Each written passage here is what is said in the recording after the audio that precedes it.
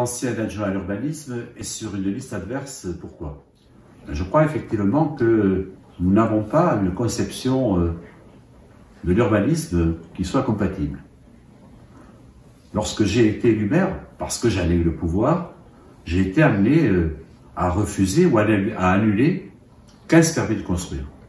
J'ai notamment annulé des permis de construire qui avaient été, non pas signés parce qu'ils n'avaient pas le pouvoir, mais qui avaient été acceptés par l'adjoint à l'urbanisme. Je ne partage pas sa vision de l'urbanisme. Et cette vision de l'urbanisme, elle a bougé. Parce que lorsque nous avons travaillé sur Andromède, là, effectivement, nous avions une vision partagée de ce que nous voulions faire. Créer un premier écoquartier, générer des espaces extrêmement généreux en matière d'espaces naturels, avoir des logements confortables. Nous partagions les mêmes choses. Et puis, petit à petit, il y a eu ce décalage entre cette volonté d'être dans l'urbanisation de Blagnac, qui était celle de l'ancien adjoint à l'urbanisme, et ma vision qui est d'être dans quelque chose d'équilibré, dans quelque chose d'apaisé. Voilà pourquoi, effectivement, nous avons finalement des visions différentes.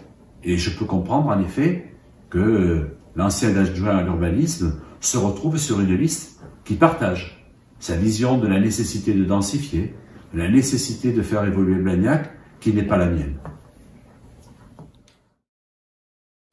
40 000 emplois, 25 000 habitants, pourquoi y a-t-il encore du chômage à Blagnac?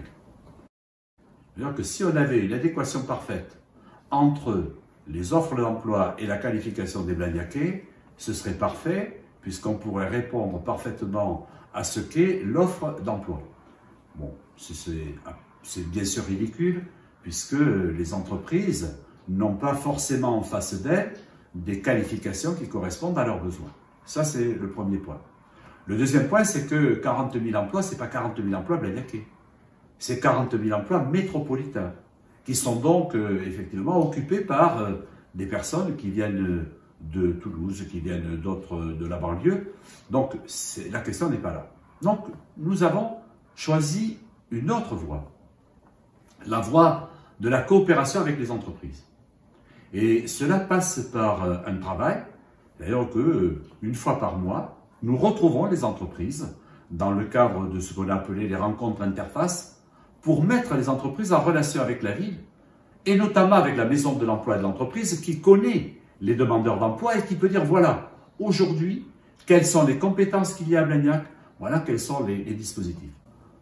Ce qu'il faut que les Blagnacaises et les Blagnacais sachent, c'est que nous avons accompagné à peu près 1800 demandeurs d'emploi et que nous avons sur ces accompagnements eu un taux de retour à l'emploi de l'ordre de 30%. Donc ça veut dire que les choses, il faut les faire dans la discrétion. Les demandeurs d'emploi, il faut effectivement les respecter. Il faut s'occuper d'eux, mais il ne faut pas s'occuper d'eux dans le tapage absolu. Il faut le faire dans la discrétion et dans l'efficacité. C'est ce que nous faisons aujourd'hui avec la maison de l'emploi et de l'entreprise, et c'est ce que nous faisons en tissant des liens très privilégiés avec les entreprises de Blagnac.